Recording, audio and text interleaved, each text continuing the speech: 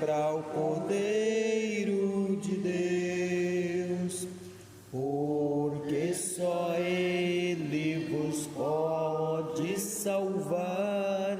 Olhai para o Cordeiro de Deus. Se estáis tentados em hesitação, olhai para